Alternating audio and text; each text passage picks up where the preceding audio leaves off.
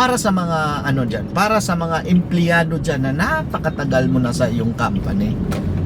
Ito lang masasabi ko piliin niyo yung boss na yo, what's up mga boss? Kumusta kayo dyan? Good morning! At ngayong araw na to mga boss ay pag-uusapan natin ang tungkol sa mga negosyo, mga kumpanya na maaari kang maging bahagi ng kumpanya o maging isang owner ng company kahit wala kang kapital, no? At bago yan umpisahan, ako muna si Jeff Cinco, isang entrepreneur dito sa Davao del Sur at mayroon na akong mahigit 9 na taong pagkakalam sa pagpapatakbo ng isang maliit na negosyo. Kwento ko lang mga boss, no? Dati kasi mga boss, naging empleyado ako ng mahabang panahon. Mga 10 years akong naging empleyado.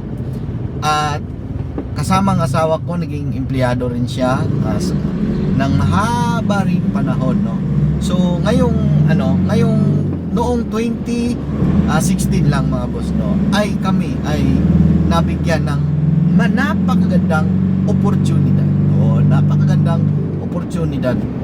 Kasi mga boss, noong yung asawa kasi is matagal na sa salon industry, no, matagal na siyang nagtatrabaho. At ito lang mga boss, napansin ko na nung mga kasabayan niya kasi yung amo namin dati, amo ng asawa ko, nag-expand na yung business niya. Talagang pasulbong na, paangat na. So yung mga kasabayan namin is nakakuha ng franchising na in-offer ng boss namin dati. At hindi ko akalain mga boss, no, na maaring maging kami, ibahagi rin kami pala ng palaki o pausbong na company na yun, na ngayon ay talagang matagumpay na kasi meron siyang mga mahigit 100 branches, 120 yata or 150 branches dito sa Pilipinas, Visayas, Mindanao. At naikwento ko to mga boss kasi ngayon kasi magpapunta ako ng Toyota, magpapa-change oil ako ng aking itong unit namin. At naikwento ko kasi 2016, 9 years ago mga boss, yung hirap ng buhay, di ba? Yung hirap ng buhay namin is talagang nasa kami sa bandang mahirap. Merong pinakamahirap, kami nasa bandang mahirap kami.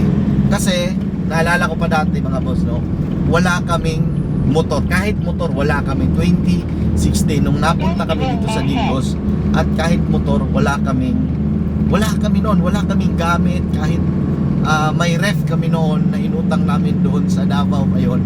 So naalala ko lang na medyo malayo na yung narating natin simula noong mga panahong wala tayong pera, no? Simula noong mga panahong yon. Ngayon kasi nandito ako, pupunta ako ngayon sa Toyota, no, kasi magpa-change oil. So naisip ko lang, naalala ko lang na thank you Lord, no? Thanks God at salamat po kasi ginabayan niya kami, no? At maraming salamat din po sa nagbigay ng napakagandang opportunity, no? Napakagandang pagkakataon na kami ay binigyan ng boss namin noon ng maging bahagi ng company niya, ang Leo Revita Salon. Shout out Madam Leo dyan. Napakaraming thank you sa binigyan yung chance sa amin. At ngayon na kapagbuo na rin kami ng company na meron ding goal na parang katulad sa inyo. Kasi mga boss, para sa mga para sa mga empleyado dyan na napakatagal mo na sa iyong company, ito lang masasabi ko piliin nyo yung boss na kaya kang piliin nyo yung boss nyo, yung maging amo nyo na yung may malaking pangarap. Kasi mga boss, pag yung boss nyo ang gusto lang kumita ng pera, yumaman, maling boss yata pinasukan mo, no? Kasi sa amin, katulad sa experience namin, talagang hindi namin nakalain mga boss na maging negosyante kami, magpatakbo kami ng negosyo, maging part kami ng company. Akalaan nyo yun, naging franchisor kami ng company, naging part owner kami ng company nang wala kaming binigay na capital. So napaka-laking advantage nun. At ito na yung ngayon, no, bilang nagnegosyo na rin kami, naging salon owner. Gusto namin ng asawa ko, gusto ng company ng Zel Salon na yung magiging tauhan namin ay mabigyan din namin ng opportunity na katulad ng binigay sa amin ng dati naming boss. So yan yung mga pangarap namin na sana ay makapagbigay din kami ng katulad sa kanya. Kaya isa sa pinaniniwalaan namin, no, na ang pagninegosyo ay hindi para sa sarili namin. Isa sa mga prinsipyo namin, itong negosyo namin na binuo, hindi to para sa amin lang. Ang goal talaga namin dito ay maibahagi to sa ibang tao, lalo na sa mga tauhan natin, na makapag-share tayo, makapagbigay tayo ng opportunity na para din sila ay umasenso. So hindi lang to para sa sarili namin. At ito rin, isa sa mga pinaniwalaan rin namin, lalo na sa akin, na nagninegosyo ako para sa ito, gagawin ko to hindi para yayaman. Actually, ganoon naman talaga ang goal natin. Yayaman naman talaga tayo, pero para sa akin is bonus na lang yon. Ang goal ko talaga dito, o ang mission ko talaga dito, magiging may alam ako, may maipapayo ako, may maitutulong ako. Alam nyo mga boss, na nag-start kaming mag-business ng aking asawa nang wala akong matanungan, wala akong mapagsabihan ng problema, nung mga basic na problema na laging kasalubong nating mga negosyante araw-araw. Wala akong makausap. So sabi ko, pag walang ganon sa pamilya namin, is kasi kami mga boss is naging kasi kami empleyado mindset Wala namang masama dyan, pero gusto sa amin kasi walang nagnegosyo talaga ng malupitan, yung talagang sagaran na may mga pangarap na malaki. Yung malaki talaga, as in malaki, na hindi mo kayang imaginein, talagang nakakatawang pangarap, no? So ganyan yung goal namin sa negosyo namin. So para sa pamilya namin, walang ganong negosyante. May tito ako, nagnegosyo siya, hardware naman. Tas yung isa kong tito is bakery, pero bumagsak.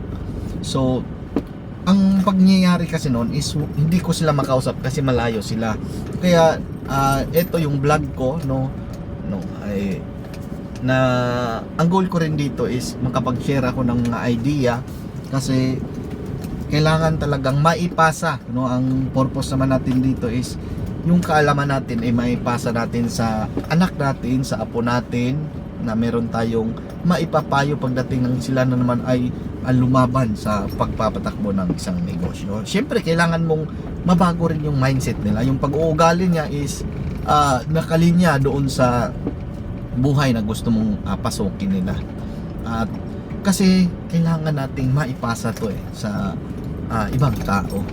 So ngayon is andito ako sa bahay, at ikwento ko lang mga boss, na yung pangarap talaga ang labanan sa negosyo, hindi yung hindi yung pera-pera, kasi mauubos din naman yung pera na yan. So kung pangarap, hindi nauubos yan. Walang hindi nagkaubusan yan. So yan yung mga puhunang hindi nauubos. Sa pagninegosyo mga boss ay hindi siya madali.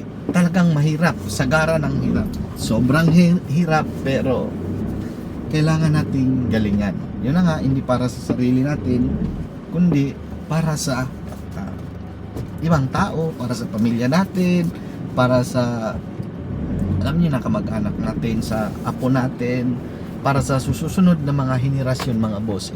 Meron tayong maipayo, di ba? Kahit mga basic na payo, hindi yung magnegosyo, negosyo naman, sari-sari store na naman, hindi naman masama yung sari-sari store, pero ang gusto ko talaga yung maipayo tayo ng mangarap ng malaki, magnegosyo ng malaki kahit maliit lang yung capital. At yan lang muna mga boss, kasi hindi pala natuloy yung change oil natin kanina. So kasi wala silang mga kagamitan dito sa Toyota Digos. Wala daw filter, walang ganun. So bukas na lang tuloy yung change oil natin sa Kidapawan na naman. At yan lang muna for today's video mga boss. At huwag kalimutang magdasal at magpasalamat sa buong may kapal. Ako si Jeff 5 ang nagsasabing kumbate. Pero bye bye, trabaho na naman. Marami pang gagawin.